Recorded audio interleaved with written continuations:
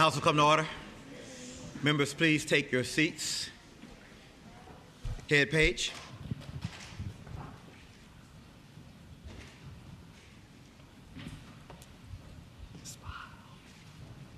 The House is now in session. All persons not entitled to privileges of the floor, please retire to the gallery. The members will rise and be led in prayer by Reverend Dr. Anthony L. Goodwin, Old Cool Spring Baptist Church, Franklin, and remain standing for the Pledge of Allegiance to the flag of the United States of America, which will be led by the delegate from Alexandria, Delegate Herring. Hey. Thank you to the Speaker of the House, members of this House of Delegates, and the Honorable Nadarius Clark. Let us pray. Father God, it is to you that we give the glory, honor, and majesty, the creator of heaven and earth, who speaks and calls the earth from the rising of the sun to the setting of the same. We pray special thanks today, God, to the members of this House of Delegates and the Honorable Nadarius Clark for the privilege of standing in this hallowed and historic place to invoke your presence, your promises, and power, whose laws are true and whose will are good and gracious. Father, I pray for those who are in authority. So I lift up the members of this House of Delegates before thee. I ask you, God, to guide, to lead, bless, give courage, wisdom, and foresight to this assembly to provide for the needs of all people and to bring unity to this commonwealth and nation. I pray that you will cause this assembly to be motivated more by your words than partisans and personal concerns. My prayer today, God, is may you favor the leaders of our commonwealth like Moses, fight for them like the Israelites, prosper them like Isaac, promote them like Joseph, intervene for them like Esther, protect them like Daniel, use them like Paul, heal them like Naaman, answer them like Elijah, anoint them like David, but most of all, keep them safe like Shadrach, Meshach, and Abednego. As the delegates of this General Assembly labor to make this commonwealth and nation great, it is to God be the glory for the great thing that you have already done, God, and are about to do. May God richly bless this great House of Delegates and this great nation. In the matchless, marvelous name of Jesus the Christ, we pray. Let the church say amen. Amen. May God bless America. God bless him. Amen. Allegiance to the flag of the United States of America and to the republic for which it stands, one nation, under God, indivisible, with liberty and justice for all. Amen.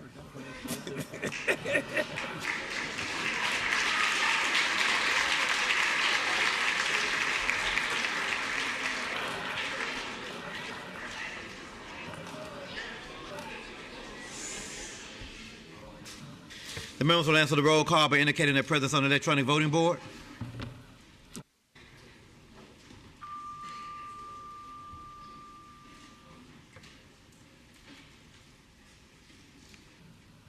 Clerk will close the roll. Mr. Speaker, a quorum is present. Pursuant to House Rule 3, I have examined and approved the Journal of the House of Delegates of January 22nd, 2026. Motions and resolutions under Rule 39, pursuant to the provisions of Rule 40, are now in order. Does the clerk have any announcements or communications? No communications, just one announcement by way of important reminder. Bills need to be filed with the clerk's office by 3 o'clock today, either online or here at the front desk. It's a hard deadline at 3 o'clock for bills. Mr. Speaker, then in this first portion of the morning hour, Speaker requests to use the request to speak button for those items listed for reference up on the voting board. Delegate from Suffolk, Delegate Clark. Thank you, Mr. Speaker. Rise for introduction. The delegate has the floor. Thank you, Mr. Speaker. Today in the gallery, we were just blessed by Pastor Goodwin for that invocation. If him and his family could please stand. Pastor Goodwin is a native of Greenville County, was born to Irma and the late Otis Goodwin Sr., and has devoted his life to faith, family, and service. He is the proud father of 3 children, Sharon, Antoinette, and Anthony Jr., and the loving grandfather of 7 grandchildren alongside a cherished daughter-in-law, Ida.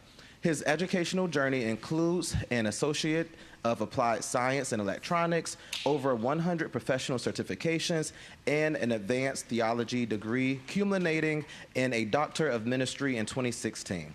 Pastor Goodwin began his preaching ministry in 1973 and has faithfully pastored churches in Franklin, Virginia since 1985.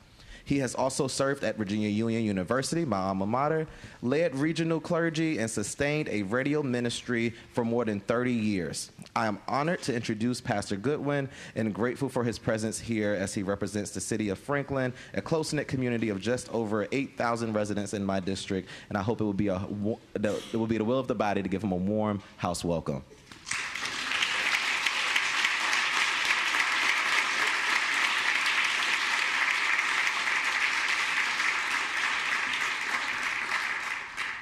Welcome to the Capitol today. Delegate for Roanoke City, Delegate Rasul. Thank you, Mr. Speaker. Mr. Speaker, I rise for the purpose of an introduction. The delegate has the floor. Thank you, Mr. Speaker. Ladies and gentlemen of the House, today we welcome the Virginia Dental Hygienists Association. If they can please rise. The Virginia Dental Hygienists Association is a professional organization representing 6,000 licensed dental hygienists across the Commonwealth, and one very important one, my wife.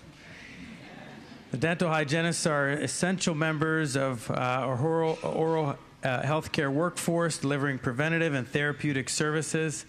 I know when she came to me, we had 3 young children, and said, I want to go to dental hygiene school. It was 2 long years of daily, full-time clinical work. I said, there's no good time to go back to school like that, so let's just do it every day. If you can join me in giving the dental hygienists a warm house welcome.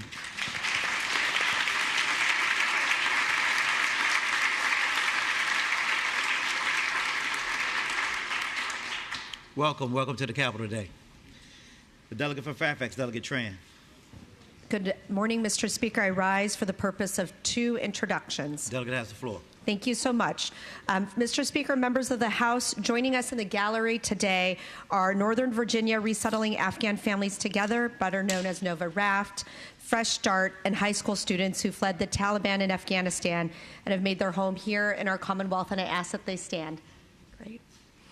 Nova Raft is a coalition of individual volunteers, churches, synagogues, and mosques in Northern Virginia. Together, they have provided nearly $1.5 million and helped establish more than 300 fully furnished homes for Afghan families. They offer critical support to our new neighbors, helping them to integrate into our communities by assisting with employment, obtaining a driver's license, enrolling in school, and navigating daily life in a new country. Mr. Speaker, I'm so proud of our Afghan youth visitors. After experiencing fear, upheaval, and the loss of everything familiar, they've shown incredible resilience. They've learned a new language, adapted to new customs, and are building new and bright futures. And I'm told, Mr. Speaker, that they're passing their SOLs with flying colors. Their strength, determination, and hope are really, truly inspiring. Mr. Speaker and members of the House, I ask that you join me in giving these students, Fresh Start and Nova Raft, a warm house welcome.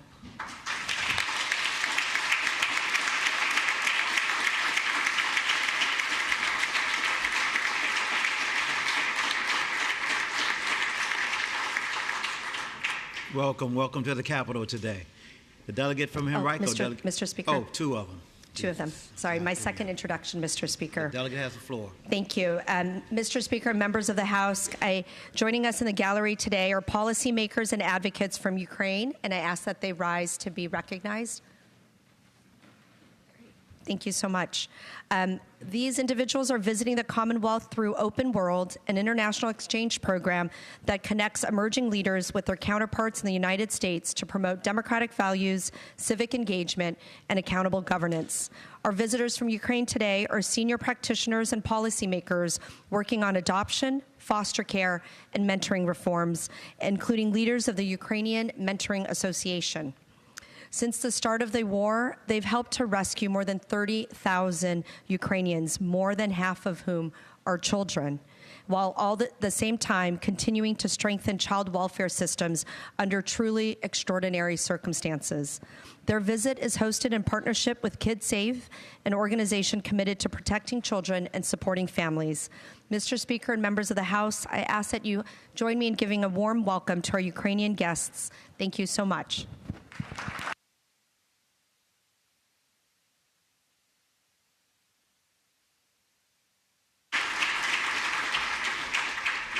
Welcome to the Capitol today.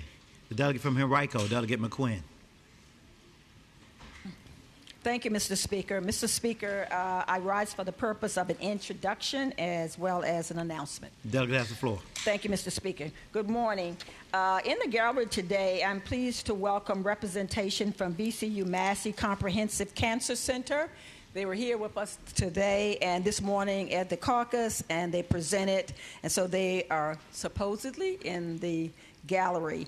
Massey recently celebrated its 50th anniversary and achieved NCI comprehensive designation, ranking among the top 4% of cancer centers nationwide.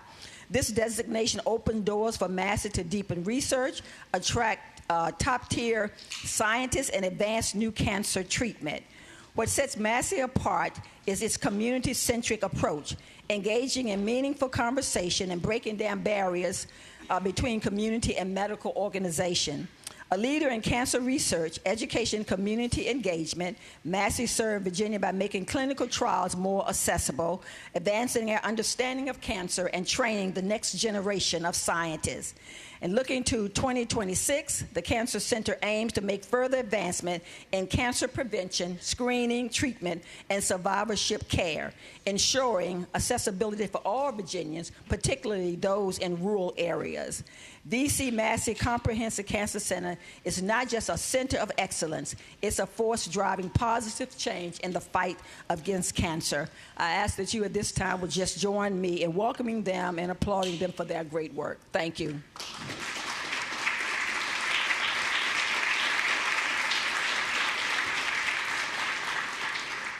And Mr. Speaker, just to add on to this in terms of the announcement, and I want us to not to forget to mark your calendar for February the 23rd at the Siegel Center for the 17th year of the Capitol Square Basketball Classic benefiting Massey. This time-honored tradition is not only a heated competition between the House and Senate and the lobbyists and the governor's office, but a way for us to reach across the aisle and raise valuable funds for groundbreaking cancer research in the Commonwealth. And you'll be hearing more about that as time goes on. Thank you, Mr. Speaker. The delegate from Arlington, Delegate Lopez. Thank you, Mr. Speaker. Thank you, Mr. Speaker. I rise for an introduction. The delegate has the floor. Thank you, Mr. Speaker. It's my pleasure to welcome the Virginia PTA to the Capitol today. And if they're in the gallery, I hope they'll stand. Virginia PTA is the oldest and largest nonpartisan child advocacy volunteer association in Virginia with more than 130,000 members across more than 880 of Virginia's public schools. As the fifth largest PTA in the nation and the leader in supporting school parent groups, Virginia PTA works to strengthen Virginia's schools and communities through parent and family engagement and advocates for the academic success, health, and well-being of all children. In particular, I'd like to welcome the 42 students and staff from the 3rd District's Thomas Jefferson Middle School who are here watching from House Room 3. Please join me in thanking our parent volunteers for the work they do to support our school communities, and let's give them a warm House welcome.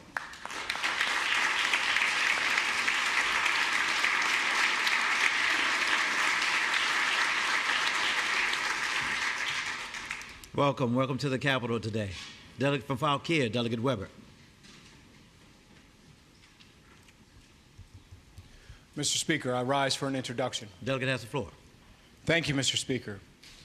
Mr. Speaker, joining us in the gallery today are junior fox hunters from all across Virginia. I ask that they please rise. They're in the gallery.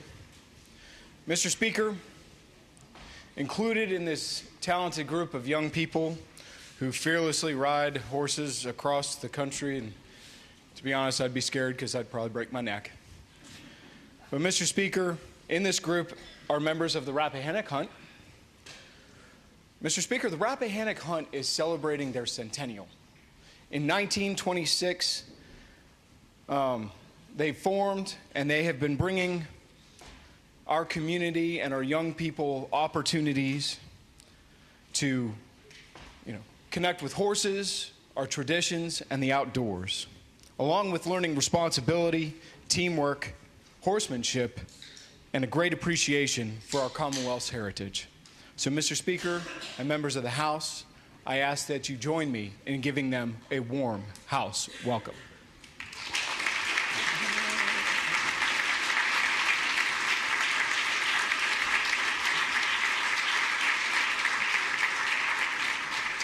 Welcome to the Capitol today. Pursuant to House Rule 30, the Journal shall reflect that the following members are away on pressing personal business and are granted leave from today's session. Delegates Austin, Knight, Martinez, and Ware. The clerk shall announce the next order of business. Speaker, the second portion of the morning hours reserve for members' requests to move legislation from an uncontested to the regular calendar. I'm not aware of any such request. Clerk shall announce the next order of business. Third portion of the morning hours reserved for member requests for legislation to go by for the day. If any subsequent motion by the majority leader, I'm not aware of any such in this category either. The clerk shall announce the next. And, Mr. Speaker, the fourth and final portion of the morning hour reserved for member requests for points of personal privilege. Please use your request to speak button to get into the queue. Delegate from Richmond City, Delegate Cousins. Thank you, Mr. Speaker. I rise for a point of personal privilege. The delegate has the floor. Thank you. Yesterday, the United States District Court for the Eastern District of Virginia, here in Richmond, issued a historic opinion, finding that Article 2, Section 1 of Virginia's Constitution, stating no person who has been convicted of a felony shall be qualified to vote unless his civil rights have been restored by the governor or appropriate authority, is in violation of federal law, and that Virginia's constitutional amendments of felony disenfranchisement have also been in violation of federal law for well over a century. Mr. Speaker, the opinion is a masterclass in statutory construction and legislative intent. For historical context, after the Civil War, Congress enacted the Military Reconstruction Act in 1867, requiring Confederate states to uphold the 13th, 14th, and 15th Amendments to be readmitted to the Union. Congress then passed the Virginia Readmission Act after it was satisfied that Virginia's draft constitution upheld voting and other rights for Black men. The act also forbade Virginia to amend its constitution to disenfranchise voters, but did allow a limited exception as punishment for such crimes that were felonies at common law in 1870 when the act was passed. The case before the court involved two plaintiffs who in 2023 brought a class action suit against election officials in Virginia, alleging that they were wrongfully disenfranchised under Virginia's Constitution because they had not committed crimes that were felonies at common law in 1870. In his opinion, Judge Gibney turns to the plain text of the Virginia Readmission Act and states that it means what it says. Virginia cannot amend its constitution to disenfranchise citizens except as punishment for such crimes as were then felonies at common law in 1870. He continues that any other reading ignores ordinary meaning and contravenes statutory structure. Words matter, Mr. Speaker. And what this means is that the constitutional changes that Virginia made in 1876 to require poll taxes and to disenfranchise voters for crimes of petty larceny violated the Virginia Readmission Act. And further amendments to Virginia's Constitution in 1902 that expanded the felony disenfranchisement list and that resulted in the number of eligible Black voters decreasing from 147,000 in 1901 to around 10,000 by 1905, also violated the Virginia Readmission Act. And that ultimately, the current felony disenfranchisement provision in Virginia's Constitution, amended in 1971, is a continued violation of the Virginia Readmission Act. And Mr. Speaker, here, not only does the court rely on the plain reading of the statute in its ruling, but it also turns to the legislative intent of Virginia's Constitutional Convention of 1902 as proof that Virginia intended to disenfranchise black voters in spite of Congress directing Virginia and other Confederate states to uphold voting rights for black men. In his opinion, Judge Gibney notes that when asked whether the 1902 Constitution would deprive black voters of their rights by fraud and discrimination, State Senator Carter Glass responded, and I quote, "By fraud, no. By discrimination, yes. But it will be discrimination within the letter of the law and not in violation of the law." Discrimination. Why, that is precisely what we propose. That exactly is what this convention was elected for, to discriminate to the very extremity of permissible action under the limitations of the federal Constitution, with a view to the elimination of every Negro voter who can be gotten rid of legally, without materially impairing the numerical strength of the white electorate. He continues, "It is a fine discrimination, indeed, that we have practiced in the fabrication of this plan, and we ask the convention to confirm our work and emancipate Virginia," end quote.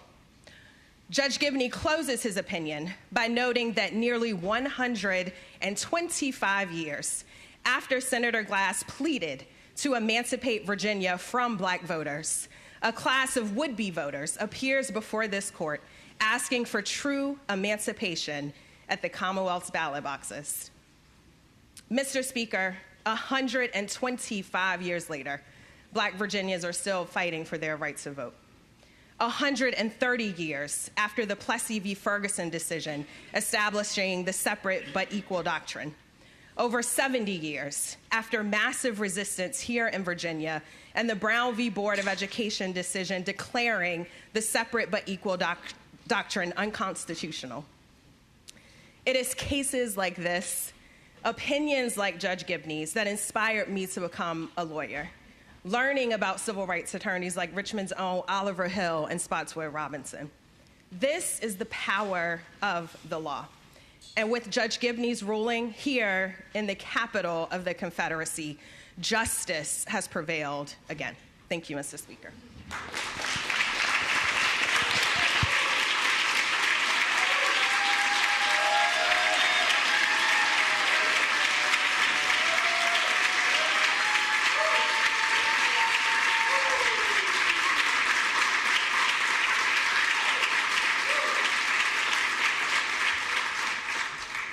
The clerk will call the calendar. Mr. Speaker, the calendar for today, Friday, January 23rd, for the Virginia House of Delegates, page 2 of the printed calendar, if you're following that way, one bill in the category of House bills on second reading, regular calendar. House Bill 1384 is a bill to provide for the submission of the voters of proposed amendments to the Constitution of Virginia by amending Section 6 of Article 2 and by adding and Schedule a Section 6. To amend and reenact items 564-14 of Chapter 725 of the Acts of Assembly 2025, which appropriated the public revenues for 2 years ending respectively on June 30th, 2025, June 30th, 2026, and to amend Chapter 725 of the Acts of Assembly of 2025, which appropriates the public revenues for 2 years ending respectively on June 30th, 2025 and June 30th, 2026, by adding an item number 78.10, which appropriates the public revenues for 2 years ending respectively on June 30th, 2025 and June 30th, 2026, and finally to repeal Section 30-13 of the Code of Virginia relating to the General Appropriations Act. Department of Elections, this legislation was reported to the Committee on Appropriations with a substitute. Mr. Speaker, the patron, Chairman Torian, has a floor substitute, and there are two amendments offered by several by Delegate Wren and several by Delegate Kilgore. The delegate from Prince William, Delegate Torian. Thank you, Mr. Speaker. Mr. Speaker, I move the adoption of the Appropriations Committee substitute, but I request the House to reject that motion. Shall the committee substitute be agreed to? All those in favor say aye. Aye. Those opposed, no. No. The committee substitute is rejected. Delegate from Prince William, Delegate Torian. Thank you, Mr. Speaker. Mr. Speaker, I move the adoption of the floor substitute, and I'd like to explain the substitute. Delegate has the floor. Thank you, Mr. Speaker. This substitute makes two changes to the committee substitute. First, it spells out three enactments. Enactments 14, 15, and 16 being amended in the title of the bill. Second, it adds a new 17th enactment that moves the venue of any court proceedings relating to any constitutional amendment to the Circuit Court of the City of Richmond. Mr. Speaker, I move adoption of the floor substitute. Mr. Speaker. Shall the substitute be? I want to get the substitute before you first. Yeah, I want to ask about the substitute.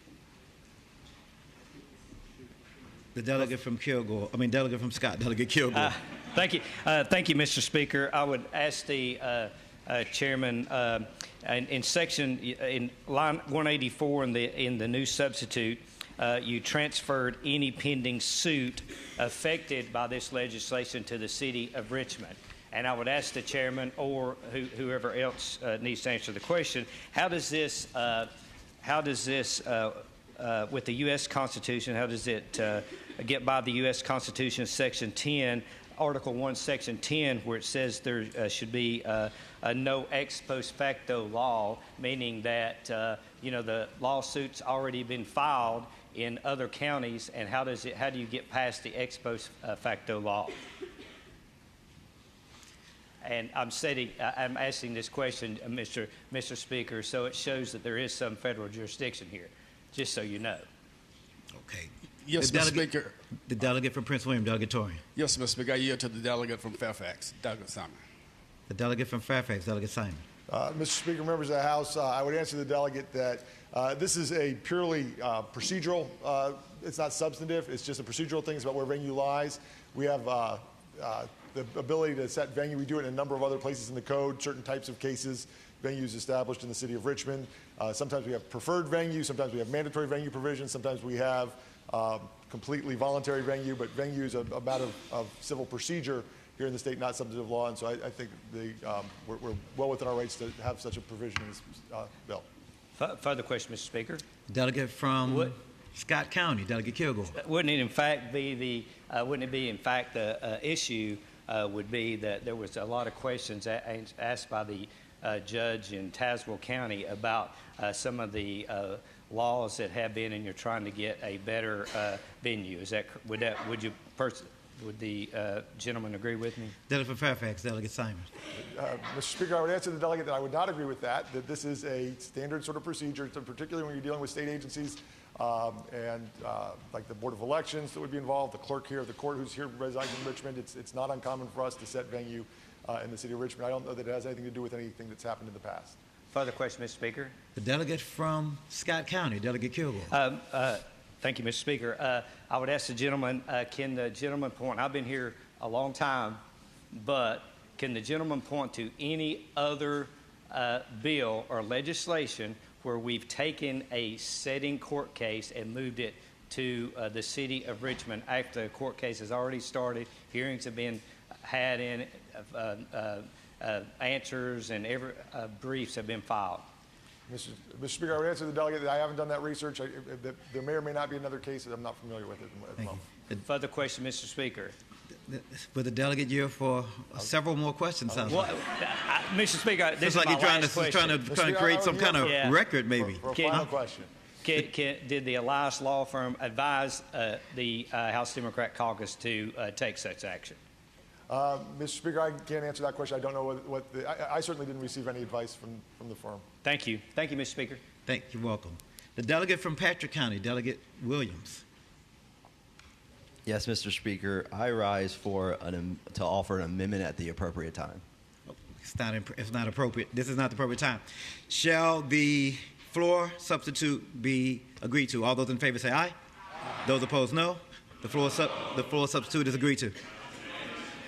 Ayes and nays, 64-36. Let's do it. Ayes and nays. Clerk, open the roll.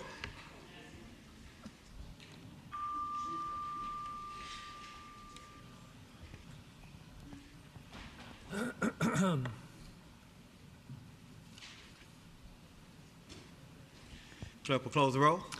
Ayes 61, noes 34. Ayes 61, noes 34. The floor substitute is before us now.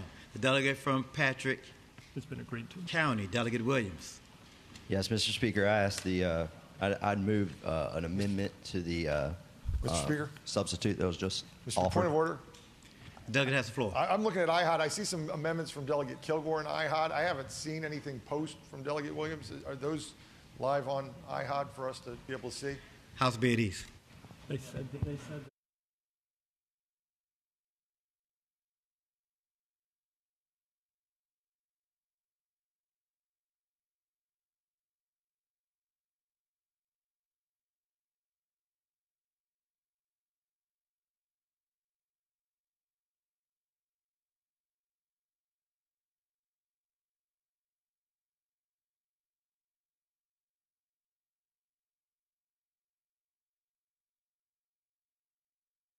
Delegate from Chesapeake, Delegate Leftwich. Mr. Speaker, I have once we get this in proper form, I have a question for the patron. I'm not sure if this is. It's not the proper. Well, we don't have a floor substitute before. So, yeah, what's your question? Hey, With the delegate yield. Mr. Speaker, I yield. Delegate Thank you, yield. Mr. Speaker. I would ask the patron if there's any precedent for making legislation retroactive decades, 50 years or more. The delegate from. The I delegate. yield to the delegate from Fairfax. Delegate from Fairfax County, Delegate Simon. Mr. Speaker, members of the House, I would answer the delegate. There is precedent for making legislation retroactive, particularly in the election space. Back in 2017, there was a statute an outdated statute that was obsolete on the books that had to do with the way we conducted local elections. And we realized in 2017 that had been an error since, I'm going to say, since roughly the year 2000. So it had been about 17 years, I believe. Don't hold me to that exact date. And so in 2017, we passed legislation, bipartisan basis. I think it passed 99-1 to retroactively change that law. So yes, Mr. Speaker, there is precedent for such a change. Follow-up question, Mr. Speaker. The delegate from Chesapeake, Delegate Leftwich. Thank you, Mr. Speaker. I'd ask the gentleman, what error are we trying to fix from 1971? The delegate from Fairfax, Delegate Simon. Mr. Speaker, members of the House, I would answer the delegate that when the 1971 Constitution was amended, it set up a process for making sure the voters be informed of the contents of a constitutional amendment by creating a 90-day period between between the second reference resolution passing and the election on the amendment. Prior to that, there had been a process that had been in place that required some notice prior to the resolutions being introduced. That had to do with sending it and posting it at the clerk's office. That language was really rendered obsolete by the 1971 Constitution. They even debated whether they should use the old process or whether they should have a new process in the new 1971 Constitution during the convention. The notes from the convention say that they opted for this new method, which is captured in 30-19, over what was sort of left over in 30-13. So the error was in failing to have the code match the new Constitution back in 1971 and really essentially repeal 30-13 in favor of 30-19. I thank the gentleman. The delegate from Patrick County, the clerk will explain where we are right now. Mr. Speaker, so we've adopted the floor substitute by Delegate Torian, the bill's patron. Delegate Williams has a substitute, which we're having technical difficulties with LIS. So I'm, Speaker, prepared to read the amendment. We're going to make hard copies available to everybody. That way everyone knows what we're doing. Mr. Speaker. The delegate from Patrick County, Delegate Williams. Mr. Speaker, I don't know if you know this. I'm a little bit hard of hearing, and I cannot listen as fast as Paul Nardo can talk. Slower. So if he could slow that down, this might be the only Yes, sir. time Virginia hears these words. Mr. Speaker, floor amendment offered to House Bill 1384 by Delegate Williams. Line 156 of the substitute, after question, strike the remainder of line 156 and all of the lines 157 and 158, and then insert the following. Shall the Constitution of Virginia be amended to allow the General Assembly, instead of the Virginia Redistricting Commission, to draw congressional district boundaries for the 2026 and 2028 elections, with the commission process resuming after the 2030 census. New sentence. A yes vote means the General Assembly will draw new congressional district lines for the 2026 and 2028 elections, The Bipartisan Redistricting Commission will not draw these districts. After the 2030 census, the Commission will resume drawing congressional districts. State legislative districts are not affected. State cost approximately $5.5 million one time. Finally, a no vote means the current congressional districts remain in place for the 2026 and 2028 elections. The Virginia Redistricting Commission continues to be responsible for drawing congressional districts. No changes made to the redistricting process, no additional state cost. That is the amendment by Delegate Williams. Mr. Speaker. Delegate for Fairfax, Delegate Simon. Mr. Speaker, I move that the amendment as reported by the clerk be passed by. The delegate for Fairfax, Delegate Simon, moves that the amendment be passed by. All those in favor say aye.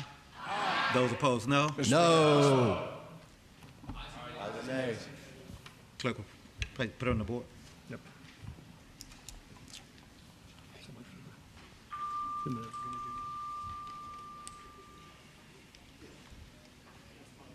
Mr. Speaker, do I have 2 minutes to point of order, Mr. Speaker? Point of order amendment.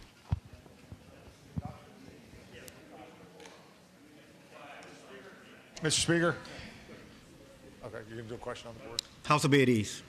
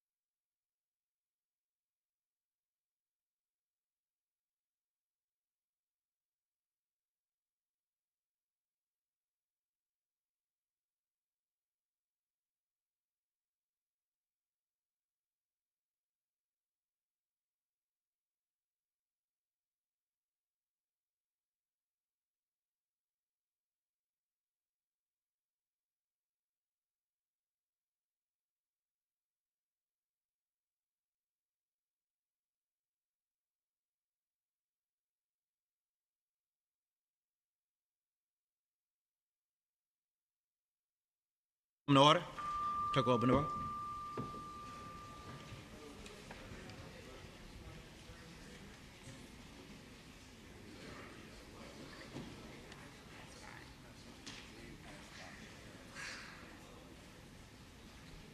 Clerk will close the roll.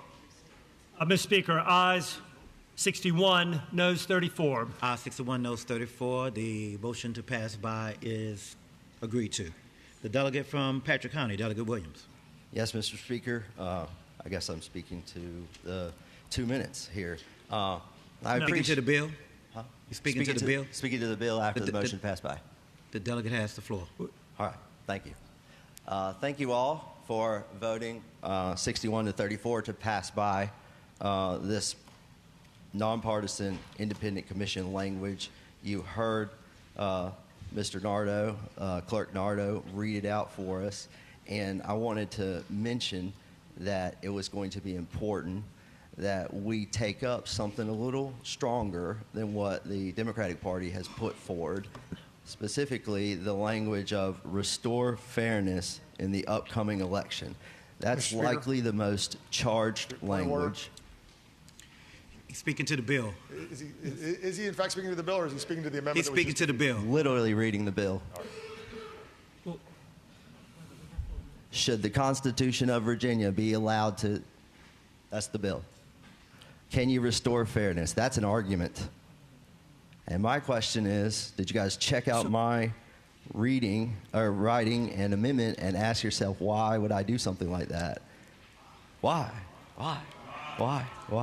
Because there's other states that already do this. They have a lot of different parameters that they like to do to make it fair, even. They've all got independent commissions, and some of the things they do is they include a grade level readability test. My amendment scores a 10.1, which is about a 10th grade reading level. Your amendment scores a 14.2, which is a junior or a sophomore in college level. Mine mentions the fact that you're bypassing something rather than just voting for fairness. Mine discloses that $5.5 million one time will be spent on this special election that only you want. Mine specifies which elections, because we don't want any more crises to pop up after 2028 in case, some Republican wins a presidential nomination and you guys have to save the democracy again. Mine does not use argumentative language. You guys use heated language that says restore fairness. What is not fair about the current maps that we've all run and that we've all sat in, and that the rest of Virginia, the ones that you want to disenfranchise, do not get to have a say in the next 2 congressional midterms? It's wrong. You guys know it. And I hope you would actually pass my amendment. The delegate from Scott County, Delegate Kilgore. We're going to take up my amendment. Yes. Now. Clerk will report the floor amendment. Mr. Speaker, Delegate Kilgore has offered amendments, 5 of them, to the floor substitute by the chairman, Delegate Torian. Those are available online, so everyone has them. The public can see them as well. So those amendments offered by Delegate Kilgore are now before the body. Delegate from Fairfax, Delegate Simon. Mr. Speaker, I move to pass by the amendments. The delegate from Fairfax, Delegate Simon, moves to pass by the floor amendments. That's a 2-minute debate. Do I have my 2 minutes? You have your 2 minutes. All right, thank you, Mr. Speaker. 1971, I was not here in 1971, for those of y'all who think I was. I was in 5th grade class with Miss Thomas, struggling in math in 1971. But, going back to 1971, what this amendment does is fixes that. We do not need to be going backward to 1971. I understand you have a problem in the code, but fixing this in this way and going and passing an ex post facto law, and as I think is wrong on its face. And I also believe that as we look at this particular code section and look at what the Code Commission did, the Code Commission did not vote. I hear that you all say the Code Commission did not vote to go back retroactively. So that's another argument in favor of this amendment. So what this amendment does is it takes all that retroactivity out and lets you go forward with doing away with the 90 days, which I thought that's what you wanted to do. So, Mr. Speaker, that would have been my amendment had it not been passed by. It hasn't been yet. Not yet. It's about to. Don't get ahead of us. Well, just, Mr. Speaker, point of delegate order. from Fairfax. I want to be clear that my motion was to pass by all the amendments. I think the one substantive and the others were just renumbering that were a result of that. But the motion is to pass by all 5 amendments in block. Mr. Speaker, they're all in a block. Okay. It'll be fine. Thank you. This is a recorded vote. They ask for ayes and nays. Pass by, definitely. Pass by. Shall the 5 amendments be agreed to? Pass by. Shall they be passed by? I mean, pass by. 1, 2, 3, 4, 5. Yeah. Shall the 5 amendments be passed by? Right.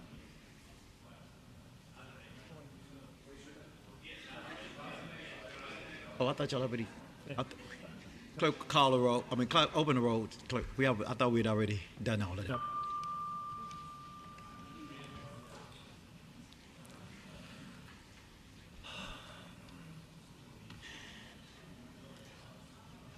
Clerk will close the roll. Mr. Speaker, ayes 61, noes 34. Ayes 61, noes 34. Those 5 amendments are passed by. The delegate from Newport News, Delegate Price.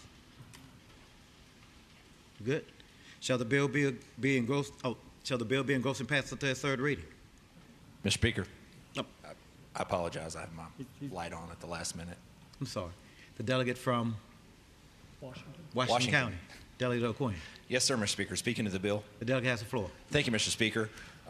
So when I was elected and came down here, I told you all this before, we had 68 Republicans, and I sat way over on that side of the chamber. And so, I came in thinking I can do anything I want. So I filed this bill, and I'd have to go back and look and see what it even did. But I remember the story very well, and it was some bill that told Congress to do such and such, and extolled the executive branch to do X, Y, and Z. And so filed the bill. We got the session. We were 3 or 4 days in, and I got called up to the principal's office. And Speaker Howe said, "Come on in here," and he, in his normal affable way, was, "How's it going? Are you having a good time?" So on and so forth. And he said, "Well, let me just cut to the chase. We're not going to pass your bill." And I said, "Well, why not, Mr. Speaker? It's a good bill. We really need to stick it to Congress. We really need to tell the president to do such and such." And he said, "Listen, you could come down here and spend this entire legislative session, all of us could, trying to tell the president to do something, trying to tell Congress to do something, trying to legislate uphill." And he said, "It just doesn't work." And he said, "Furthermore, you don't want to have to be reacting to every single thing that comes out of Washington, D.C. So in conclusion, we're not going to pass your bill, but keep up the good work and hope you have a great session." So, Mr. Speaker, what I learned from that is that things change in Washington, D.C. And it used to be that things changed on a cycle-to-cycle basis. Every 2 years, every 4 years, every 6 years, things might change pretty drastically. It feels like at some point that shifted into sort of a changing almost on a year-to-year basis. But somewhere down the line, it got to where it changes on a day-to-day basis. And things also change in Virginia, Mr. Speaker. I mean, we've seen some wild pendulum swings in the Commonwealth over the last decade. And the real lesson here is what gives today might just take away tomorrow. And so today, we're about to vote on a pretty extraordinary bill that's taken a pretty extraordinary path and is going to do, frankly, several extraordinary things. And I think that most any political pundit would tell you that Virginia is a purple state that tilts Democratic at the moment. And our map that has six Democrats and 5 Republicans in Congress really pretty accurately reflects about the way the Commonwealth is divided when you look at things regionally. And so now we're in a situation where, depending on who you believe and who you listen to and who you follow on X or Facebook or whatever else, we could have as many as 7 congressional seats anchored in Northern Virginia. Now, that's a good thing for some of you because I know several of you want to run for Congress. You've told me you want to run for Congress. And so that's a good thing for you. But I'm not sure that's a good thing for Richmond. I'm not sure that's a good thing for Hampton Roads. It's not a good thing for the Valley. But really, it's not good policy for the Commonwealth of Virginia. And so, Mr. Speaker, I would ask that we take that same lesson that I learned the hard way on about day number 3 of my very first session, that we focus on Virginia, that we don't get wrapped around the axle with what's going on in Washington, D.C., because what you love today, you just might hate tomorrow, and vice versa. And so, Mr. Speaker, I don't say this lightly. We are Virginia. We have always done things differently here. We've always worked to stay above the fray, and we haven't engaged in arms races, and we haven't done something just because North Carolina or Texas or California or Illinois did it. And so, Mr. Speaker, I would implore us to adhere to the Constitution of Virginia and to not start down this road that doesn't have an offering. Thank you, Mr. Speaker.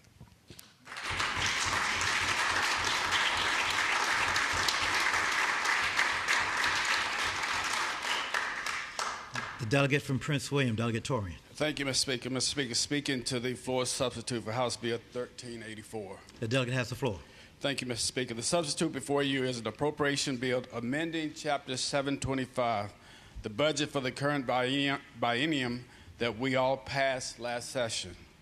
The bill contains on lines 17 through 83 3 separate appropriations. It provides $100,000 each for the Division of Legislative Services and the Division of Legislative Automated System for costs associated with the April 21, 2026 special session, and $5 million to the Department of Elections for the same purpose. Beginning on line 84 through line 158, it sets out the process and ballot question that will be presented to the voters regarding the redistricting modifications to congressional districts between January 1, 2025 and October 31, 2030. Lines 159 through 161 contains the repeal of 30-13 of the code. Lines 162 through line 162 through line 169 contains a new language that stipulates that any action or suit related to the constitutional amendment shall be the venue of the Circuit Court of the City of Richmond. And Mr. Speaker, at this time, I would like to yield to the delegate from Newport News for further details and answers to any questions. Delegate from Newport News, Delegate Price. Thank you, Mr. Speaker. I would just simply add that the most important part of this document to me is on line 198, and it says all of these words are contingent upon a majority of the voters on April 21st in that special election vote yes to allow the General Assembly to level the playing field for fairness and to undergird our democracy. And Mr. Speaker, speaking to the bill. The delegate has the floor. Yes, thank you. I'm sorry. I just wanted to respond, and I know you're trying to teach me that not everything needs a response, but you know, sometimes you just got to clear the record. And so when I heard this, that nobody wants this money, well, I've heard that the localities are thankful that the money is being put in there to help offset the cost of this. And the other part is I do not underestimate the intelligence of the voters of Virginia. But just in case they need help, there's another part that's coming that we said yesterday. It's called an explainer, and that is the plain language. But when we're changing the Constitution, some of those words need to be in certain ways. And so the other thing, Mr. Speaker, I will just say, sorry, two more things. So we cannot take lightly that in this document, this big old document, on page 60, a bipartisan unanimous vote, including Senate Minority Leader McDougal, voted unanimously for the revision of Title 30 of the Code of Virginia to include repealing 30-13. So along with, Mr. Speaker, representatives from the previous Attorney General's office and also, Mr. Speaker, appointees from the previous governor's administration. So that vote was taken, Mr. Speaker, before this argument became inconvenient for them. And I will just say that if anyone wants to minimize how deeply decisions from Washington impact Virginia, they have not been listening to any of the meetings of the 14 standing committees of the Virginia House of Delegates, where every single committee is trying to figure out what can we do to respond to the harm that is coming from Washington. So I choose to not stand from high above in a place of privilege, but to understand the people that I represent are being deeply impacted from the dysfunction and chaos, and it is incumbent upon me as a representative of those 83,000 people to help protect their vote. Thank you, Mr. Speaker. The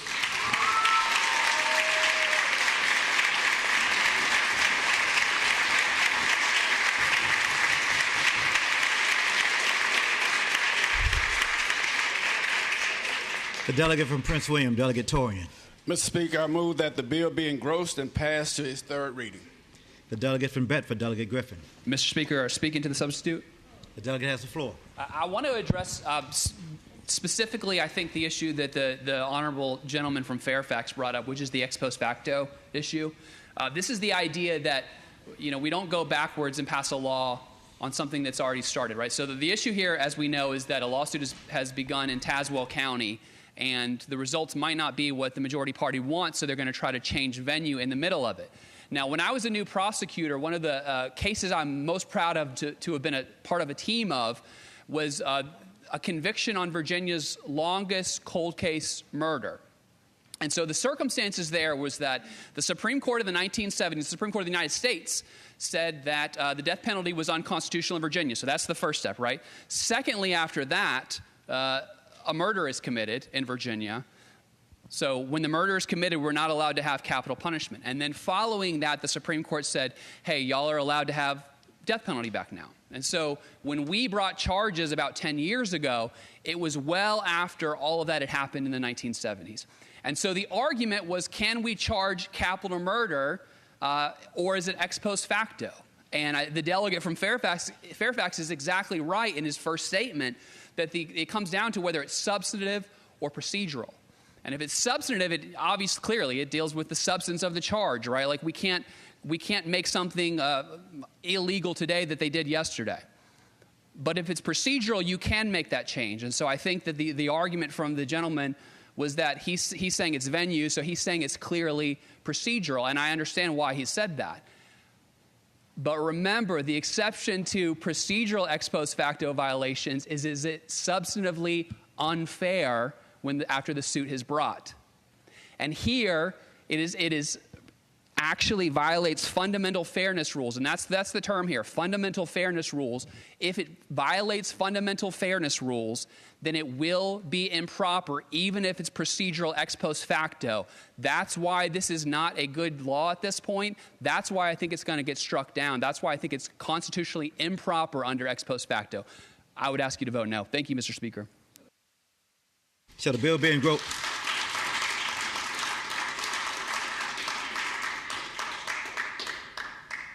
Shall the bill be engrossed and passed to its third reading? All those in favor say aye. Aye. All those opposed, no. No. The bill is engrossed and passed to its third reading.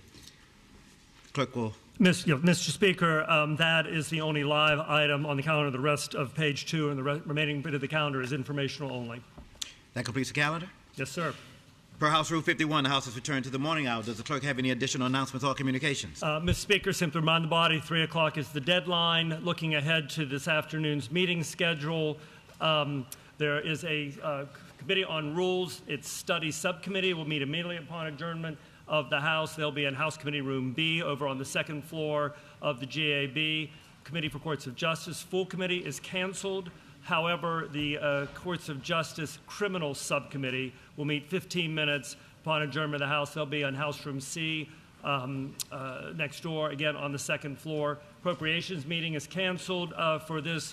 Full committee is canceled for today. However, the Appropriations Subcommittee on HHR, Health and Human Resources, they will be meeting immediately upon adjournment of the House up on the 12th floor Appropriations Room. And then the Committee on General Law, Subcommittee number 5 is meeting, Subcommittee number 5.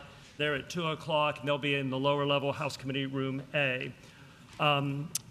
Looking ahead to the weekend, snow, ice, mess. The Capitol will be closed tomorrow from 2 to 5. The Capitol will not be opened on Sunday, 1 to 5. Looking ahead to Monday, there are no committee meetings or subcommittee meetings of the House in the morning, legislative meetings. However, the Democratic caucus will come in at 11 on Monday, and then Republican caucus 11 as well. So both caucuses will be meeting before we go in at noon. As the majority leader will make a motion here momentarily. Democrats, of course, will be at House Room 1, Republicans in House Room 2. Then we'll take the afternoon schedule on Monday. That's all announcements I have at this time.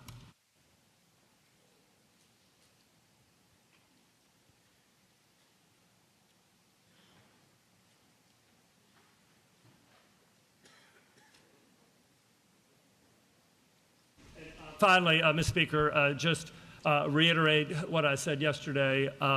We don't know what's coming. We're in the band of in between everything, so sleet, ice, snow. So please, I will be keeping you abreast as best I can from working with the administration, the Capitol Police, National Weather Service, everyone. Check with your leadership as well if something comes up and you can't be here. So we will be meeting at 12 noon on Monday. So just plan and factor that into whatever all you're doing, whether you're going home and coming back early or not. But communication would be greatly appreciated, and everyone obviously stay safe as you can. Delegate from Alexandria, Delegate Herring. Mr. Speaker, I move that when the House adjourns today, it adjourn to reconvene on Monday at 12 noon. Delegate from Alexandria, Delegate Herring moves that when the House adjourns today, it adjourn to reconvene Monday at 12 noon. As many in favor of the motion will say aye. Aye. Those opposed, no. The motion is agreed to. The delegate from Alexandria, Delegate Herring. Mr. Speaker, I move that the House do now adjourn. The delegate from Alexandria, Delegate Herring, moves that the House do now adjourn. As many in favor of the motion will say aye. Aye. Those opposed, no. The motion is agreed to. The House turns adjourned until Monday at 12 noon.